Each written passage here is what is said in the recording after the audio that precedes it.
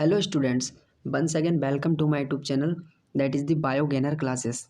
और आज काफ़ी दिन हो गए हैं, इसके लिए मैं सॉरी बोलना चाहूँगा। और काफ़ी बच्चों के कमेंट आ रहे हैं कि सर मुझे प्लांट सेल और एनिमल सेल के नोट्स दे दीजिए। तो मैं उसी टॉपिक के लिए ये वीडियो लेकर के आया हूँ। और ये जो नोट्स हैं इंग्लिश में ही है, लेकिन मैं आपको हिंदी में बोल दूंगा और आपको अगर नोट करना हो तो आप अच्छे से नोट्स बना लीजिएगा। और बहुत अच्छे से मैं आपको सेल और एनिमल सेल मतलब एनिमल सेल और प्लांट सेल में डिफरेंस बताऊंगा। चलिए बिना टाइम को वेस्ट करते हुए वीडियो को शुरू करते हैं। तो सबसे पहले हम प्लांट सेल और एनिमल सेल को समझने से पहले हम समझेंगे कि व्हाट इज़ सेल, कि सेल होती क्या है। ठीक है, मतलब हम कभी कभी यही नहीं समझ पाते कि सेल ऐसी कौन सी स्ट्रक्चर है, किसके बारे में बात कर रहे हैं। तो सबसे सिंपल सा एग्जांपल है, जब आप अपने एक बाहर से किसी मकान को देखते हो तो आपको वो मकान नज़र आता है, लेकिन आपने कभी सोचा है कि वो मकान कैसे बना होगा? तो आप देखते हो कि छोटी छोटी ईंटों से मिलकर के बना होता है। तो ऐसे ही अगर आप प्लांट की बॉडी को देखो, चाहे ह्यूमन की या एनिमल की बॉडी को देखो। चलिए हम एक ह्यूमन को ही ले लेते हैं एग्जाम्पल में। तो क्योंकि हमारी जो आँखें होती हैं नॉर्मल देखती हैं, तो पूरी बॉडी देखती हैं, ठीक है, तो इतना सूक्ष्म देख नहीं पाती हैं कि उनको सेल दिख जाए। तो सेल बहुत ही छोटी स्ट्रक्चर होती है।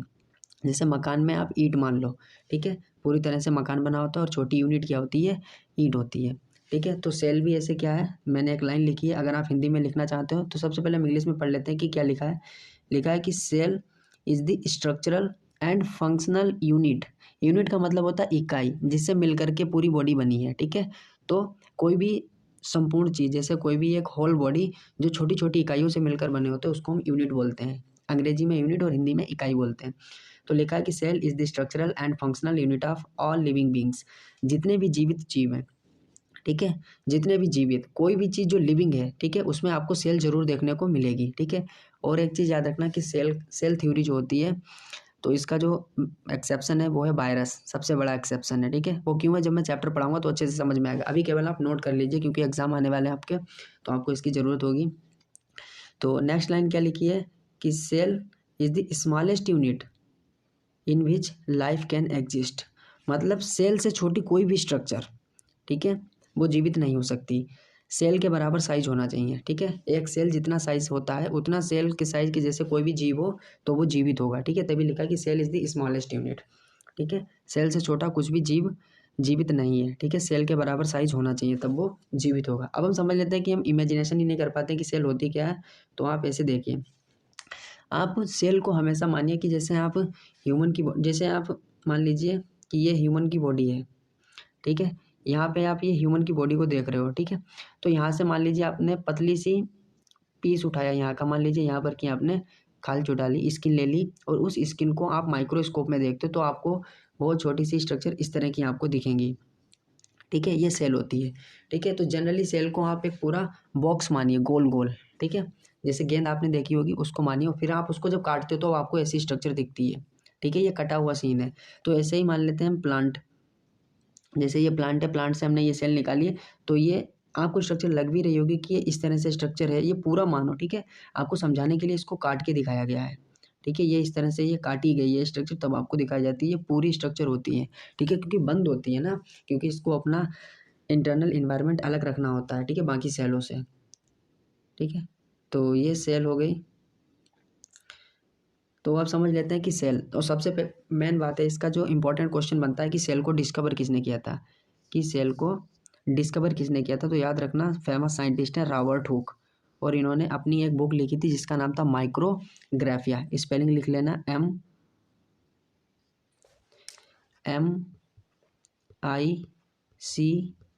MICRO, micro, GRAPHIA। ठीक है, माइक्रोग्राफिया, MICROGRAPHIA। ठीक है, माइक्रोग्राफिया, ये इनकी बुक थी, और साइंटिस्ट थे रॉबर्ट हुक। और कब इन्होंने इसकी खोज की थी? 1665 में। ठीक है, ये याद रखना, बड़ी इंपॉर्टेंट ईयर है। ठीक है, अब सेल में होता क्या क्या है, अभी हम बाद में बताएंगे कि प्लांट सेल और एनिमल सेल क्या होती है। पहले आप सेल को समझ लीजिए, नॉर्मल सेल को। ठीक है, तो नॉर्मल सेल में आपको सेल मेम्ब्रेन देखने को मिलेगी। ठीक है, साइटोप्लाज्म, जो भी अंदर जो वाटर वाला सब्सटेंस भरा होता है, ठीक है, उसको हम साइटोप्लाज्म बोलते हैं। और जो भी फंक्शनल ऑर्गन पाए जाते हैं उनको हम सेल ऑर्गेनेल बोलते हैं। माइटोकॉन्ड्रिया, न्यूक्लियस मैन होता है। न्यूक्लियस सेल ऑर्गेनेल नहीं होता है। न्यूक्लियस पूरी सेल को कंट्रोल करने वाला एक कंपोनेंट होता है, ठीक है, न्यूक्लियस। और न्यूक्लियस के अंदर होता है डीएनए, एंडोप्लाज्मिक रेटिकुलम, लाइसोसोम और राइबोसोम और गोल्जी एपरेटस, ठीक है, ये होती है सेल हमारी। ठीक है, अगर आपको डायग्राम चाहिए प्लांट सेल और एनिमल सेल का हाथ से बना हुआ, तो मैं व्हाट्सअप नंबर दे दूंगा, उस पर आप लोग भेज सकते हो कि मुझे हाथ से लिखा हुआ डायग्राम चाहिए। ठीक है, ये जो नीचे आ रहा है नंबर, इसको आप क्या करिए, सेव कर लीजिए और इस पर मुझे भेजिए कि सर मुझे हाथ से डायग्राम बना हुआ चाहिए। चलिए, अब हम समझते हैं कि प्लांट सेल और एनिमल सेल क्या होती है। ठीक है, बाद में डिफरेंस देख लेंगे। तो देखिए, ये हम जनरली क्या होता है कि हम ऐसे प्लांट को देखते हैं, ठीक है, अपनी आंखों से हमने ये प्लांट को देखा, ठीक है, तो प्लांट को देखा, हमें इसमें सेल नहीं दिखाई देती है। अब प्लांट के आप किसी भी पार्ट में, चाहे आप लीव्स में देखो, चाहे आप रूट्स में देखो, चाहे स्टेम में देखो, चाहे आप कहीं भी देखो, ठीक है, छोटा सा पार्ट लेना, मान लीजिए हमने लीव का छोटा सा पार्ट लिया और इसको माइक्रोस्कोप में देखा, तो माइक्रोस्कोप में जब हम देखते हैं तो आपको इस तरह की स्ट्रक्चर दिखेगी। और याद रखना, जो प्लांट सेल होती है जनरली रेक्टेंगुलर शेप की होती है, ठीक है, इसी तरह की, ठीक है।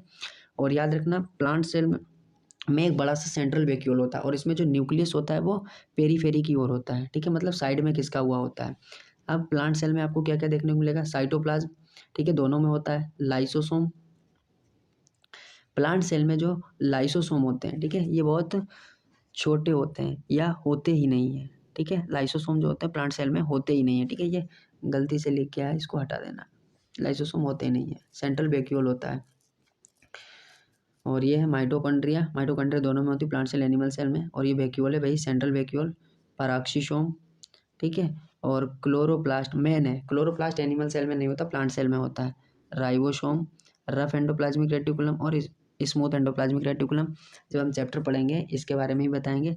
और न्यूक्लियस में देखिए क्या क्या होता है, न्यूक्लियस के अंदर होता है न्यूक्लियोप्लाज्म, न्यूक्लियोलस मतलब केंद्रिका, और जो इसके और चारों ओर मेम्ब्रेन होती है न्यूक्लियस के, और उसको बोलते हैं न्यूक्लियर एनवेलप और न्यूक्लियर पोर होते हैं, ठीक है। इसकी जो मेम्ब्रेन होती है न्यूक्लियस की वो पोरस होती है, मतलब उसमें छोटे छोटे छेद होते हैं, तब जाके पूरी स्ट्रक्चर न्यूक्लियस बनती है, ठीक है। सेल वॉल होती है, इंपॉर्टेंट फीचर, ठीक है, प्लांट की जो सेल होती है उसमें सेल वॉल तो होनी है, और प्लाज्मोडेस्माटा, सेल मेम्ब्रेन तो दोनों में होती है, और गोल्जी एपरेटस, ठीक है। अब हम समझेंगे कि difference between plant and animal cell. अगर मैं आपसे बोलूं कि ये सेल और ये सेल, इन दोनों में क्या डिफरेंस है, कौन सी एनिमल सेल है, कौन सी प्लांट सेल है। चलिए कोई बात नहीं, यहाँ पे ये लिखा हुआ है, मान लीजिए अगर यहाँ पे लिखा नहीं होता, तब मैं आपसे पूछता कि इसमें से प्लांट सेल कौन सी है और एनिमल सेल कौन सी है, तब आप मुझे क्या बताते हैं। तब सबसे जो मेन डिफरेंस है वो आप यही देखा करो कि प्लांट सेल जो होती है उसके सेंटर में बिल्कुल बीचों बीच में एक बड़ा सा वैक्यूल होता है जिसमें वाटर भरा रहता है, ठीक है, कुछ इनऑर्गेनिक सब्सटेंस भी होते हैं, ठीक है। तो जो प्लांट सेल होती है उसमें बड़ा सा सेंट्रल वैक्यूल होता है। अभी मैं ये सब लिखा दूंगा, आराम से आप लिख लेना, पहले समझ लीजिए, ठीक है। तो जो प्लांट सेल होती है उसमें बड़ा सा एक सेंट्रल वैक्यूल होता है, जैसे इसमें दिखाई दे रहा है, ठीक है। और ये एनिमल सेल है, एनिमल सेल में जो न्यूक्लियस होता है वो सेंटर में होता है, इसमें सेंट्रल वैक्यूल नहीं होता है, ठीक है। और इसमें जो न्यूक्लियस होता है प्लांट सेल में, जो प्लांट सेल में न्यूक्लियस होता है वो साइड में होता है, ठीक है।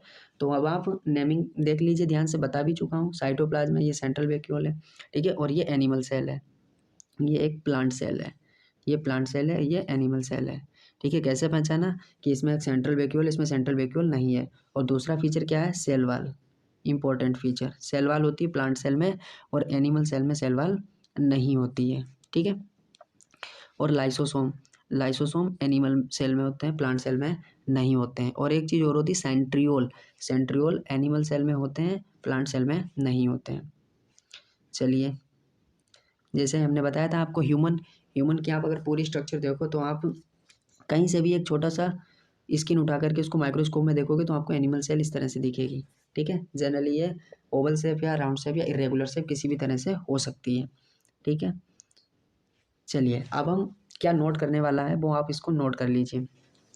अगर आप लोग इसको हिंदी में नोट डाउन करना चाहते हो तो मैं आपको हिंदी बोल दूंगा और आप लोग अपनी कॉपी में लिख लेना।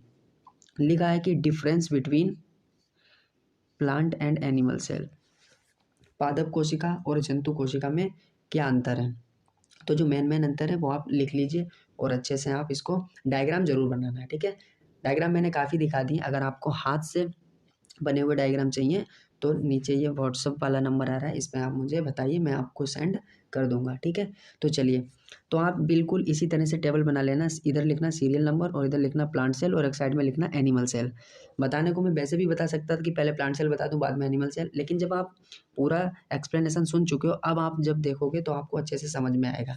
तो पहला पॉइंट लिखा है कि प्लांट सेल में, प्लांट सेल में आपको लिखना है, ठीक है, साइड में टेबल बना के प्लांट सेल में लिखना है। पहले मैं पढ़ के बता दूं, लिखा है कि usually they are larger than animal cell. तो आप पहला पॉइंट लिखोगे कि प्लांट सेल सामान्यतः, ठीक है, पहले आप लिखोगे कि सामान्यतः प्लांट सेल एनिमल सेल से बड़ी होती हैं, ठीक है। और दूसरा पॉइंट इधर लिखना, एनिमल सेल में पहला पॉइंट लिखोगे सामान्यतः एनिमल सेल प्लांट सेल से छोटी होती हैं। दूसरा पॉइंट प्लांट सेल में आ जाओ, लिखा है cell wall present in addition to plasma membrane and consist of middle lamella primary and secondary walls. याद रखना, आप लिखना कि प्लांट सेल में सेल वॉल प्रेजेंट होती है प्लाज्मा मेम्ब्रेन के चारों ओर और इसके साथ में मिडिल लैमेला प्राइमरी वाल और सेकेंडरी वाल पाई जाती है, ठीक है। क्या लिखोगे कि प्लांट सेल में सेल वॉल प्लाज्मा मेम्ब्रेन के चारों ओर पाई जाती है, इसके अतिरिक्त इसमें मिडिल लैमेला प्राइमरी वाल और सेकेंडरी वाल भी पाई जाती है। एनिमल सेल में लिखोगे कि सेल वाल एब्सेंट होती है। अब तो आप समझदार हो गए, अपने हिसाब से लिख लेना, हिंदी में लिखो तो। तीसरा क्या है, प्लाज्मोडेस्माटा प्रेजेंट होते हैं। अब कोई एक सेल तो होती नहीं, प्लांट सेल में कई सारी सेल होती हैं, तो उनमें कुछ कम्युनिकेशन, मतलब कोई वायर जैसी चीज़ होनी चाहिए, एक दूसरे से संदेशा कैसे भेजेंगे, तो प्लाज्मोडेस्माटा पाए जाते हैं, प्लाज्मोडेस्माटा पाए जाते हैं। हम आपको डायग्राम में दिखाते हैं, किधर गए, ये देखिए प्लाज्मोडेस्माटा, सॉरी प्लाज्मोडेस्माटा, आप देख रहे हो ये जो होल है, यहाँ पे ये जो होल है, होल से कुछ निकल रहा है, ठीक है, ये देखो ये है प्लाज्मोडेस्माटा। क्या है, प्लाज्मोडेस्माटा, प्लाज्मोडेस्माटा, प्लाज्मोडेस्माटा, ठीक है। ये एक दूसरी सेल को जोड़े रखते हैं। चलिए, प्लाज्मोडेस्माटा प्लांट सेल में होते हैं और ये एनिमल सेल में एब्सेंट होते हैं। क्लोरोप्लास्ट, क्लोरोप्लास्ट क्या होता है, किचन होती है प्लांट की। जब आप फोटोसिंथेसिस वाला चैप्टर पढ़ोगे तब आपको क्लोरोप्लास्ट अच्छे से समझ में आएगा कि ये फोटोसिंथेसिस की प्रोसेस में हेल्प करता है। ये प्लांट में पाया जाता है, क्लोरोप्लास्ट फूड बनाता है और एनिमल सेल में एब्सेंट होता है। वैक्यूल लार्ज होता है, परमानेंट होता है, होगा ही होगा, प्लांट सेल है तो उसमें वैक्यूल होगा ही होगा, बड़ा होगा, ठीक है, परमानेंट होगा। और इसमें वैक्यूल स्मॉल होता है और टेम्परेरी होता है। स्मॉल मतलब भाई लाइसोसोम, वैक्यूल कभी कभी बनता है जब आपका जो गोल्जी बॉडी होता है वो वेसिकल बना के छोड़ता है, ठीक है भाई, टेम्परेरी होता है, ठीक है। इसमें अगर आप लिखना चाहो तो एब्सेंट भी लिख सकते हो, कोई प्रॉब्लम नहीं है। फिर 6 पॉइंट है कि टोनोप्लास्ट। अब ये जो वैक्यूल होता है, वैक्यूल की जो मेम्ब्रेन होती है उसको हम टोनोप्लास्ट कहते हैं, ठीक है। तो वो प्लांट सेल में तो होती है, इसमें एब्सेंट होती है। फिर क्या लिखा, सेंट्रियोल, सेंट्रियोल एब्सेंट होते हैं except motile cells of lower plants, ठीक है। तो जो सेंट्रियोल होता है प्लांट सेल में, जो सेल डिवीजन होता है वो कैसा होता है, सेल प्लेट मेथड से होता है। और जो एनिमल सेल में सेल डिवीजन होता है वो कैसा होता है, सेल फरो मेथड से होता है, ठीक है, सेल फरो मेथड से। इसीलिए इनमें सेंट्रियोल प्रेजेंट होते हैं, ये सेल डिवीजन में हेल्प करता है। इतना याद रखो कि जो एनिमल सेल होती है उसमें जो सेंट्रियोल होता है वो सेल डिवीजन में हेल्प करता है और इनमें नहीं पाए जाते हैं, इतना याद रखो। और जो न्यूक्लियस होता है वो प्रेजेंट होता है, ठीक है, along the periphery of the cell. तो प्लांट सेल में जो न्यूक्लियस होता है वो सेल के साइड में होता है, कोने में होता है, ठीक है। और एनिमल सेल में बिल्कुल सेंटर में होता है, बीचों बीच होता है। और जो प्लांट सेल होती है उसमें लाइसोसोम्स रेयर होते हैं, या आप सीधे लिख दो कि एब्सेंट होते हैं। और एनिमल सेल में प्रेजेंट होते हैं लाइसोसोम, ठीक है। और एक चीज़ याद रखना, इसमें जो स्टोरेज फूड मटेरियल है प्लांट सेल में, प्लांट सेल में जो फूड का स्टोरेज है वो किस में होता है, स्टार्च के फॉर्म में होता है। याद रखना, प्लांट सेल में फूड का जो स्टोरेज होता है, ठीक है, प्लांट सेल में फूड स्टार्च की फॉर्म में स्टोर होता है, प्लांट सेल में फूड स्टार्च की फॉर्म में स्टोर होता है, जबकि एनिमल सेल में फूड ग्लाइकोजन की फॉर्म में स्टोर होता है, ठीक है। प्लांट में स्टार्च की फॉर्म में फूड स्टोर होता है और एनिमल सेल में ग्लाइकोजन के रूप में स्टोर होता है, ठीक है। तो इतना ये सब लिखा है मैंने। देखो मेन डिफरेंस आप याद रखना कि प्लांट सेल में सेल वॉल प्रेजेंट होती है, एनिमल सेल में सेल वॉल नहीं होती। प्लांट सेल में क्लोरोप्लास्ट होता है, एनिमल सेल में क्लोरोप्लास्ट नहीं होता है। प्लांट सेल में सेंट्रियोल एब्सेंट होते हैं, एनिमल सेल में सेंट्रियोल पाए जाते हैं। प्लांट सेल में लाइसोसोम एब्सेंट होते हैं, एनिमल सेल में लाइसोसोम प्रेजेंट होते हैं। तो ये सब आपके जुबान पे आ जाएंगे अपने आप ही जब आप अच्छे से पढ़ोगे। और मुझे उम्मीद है कि आपने नोट्स बना लिए होंगे अच्छे से। अगर आपको डायग्राम चाहिए, मैं आपको बार बार बता रहा हूँ, अगर हैंड रिटन हाथ से बने हुए डायग्राम चाहिए तो आप व्हाट्सअप करना, मैं नंबर दे रहा हूँ और आप मुझे बता सकते हो, मैं आपको भेज दूँगा। और चलिए, लास्ट तक आपने वीडियो देखा है, अब आप यहाँ पे भी देख लीजिए, ये है एनिमल सेल। जैसा कि मैं आपको बता रहा हूँ, एनिमल सेल है। लाइसोसोम आपको दिखाई दे रहे होंगे, ये छोटे-छोटे, ठीक है। और ये सीलिया होते हैं, याद रखना सीलिया भी एनिमल सेल में होते हैं। ये वैक्यूल हैं, ये सेल मेम्ब्रेन होती है, आउटर मोस्ट लिविंग बाउंड्री होती है, और ये सेंट्रियोल हैं, ठीक है। ये एनिमल सेल है, ठीक है। जितना चाहो आप नोट कर लेना, नहीं तो ज़्यादा मत टेंशन लो। Plasmodesmata, chloroplast, cell membrane, cell wall, vacuole, ठीक है। चलिए, आपने लास्ट तक हमारी वीडियो देखी तो वेरी वेरी थैंक यू। और हमारे, अगर आपको वीडियो अच्छी लगती हो तो चैनल को सब्सक्राइब कर लो और बेल आइकन को प्रेस कर दो, जिससे आपको वीडियो मिल जाए। और अभी मैं क्या करने वाला हूँ, बायोलॉजी का बेसिक स्टार्ट करूँगा, फिर धीरे धीरे एक एक चैप्टर उठाऊँगा और आराम से आपको अच्छे से बायोलॉजी समझ में आएगी। मेरे पढ़ाने के बाद आपको बायोलॉजी एकदम ईजी लगेगी, ठीक है। रट्टा नहीं होता, बायोलॉजी रटने का सब्जेक्ट नहीं है, बायोलॉजी क्या है, कॉन्सेप्चुअल सब्जेक्ट है, ठीक है। Thank you. चलिए मिलते हैं नेक्स्ट वीडियो में, बाय बाय।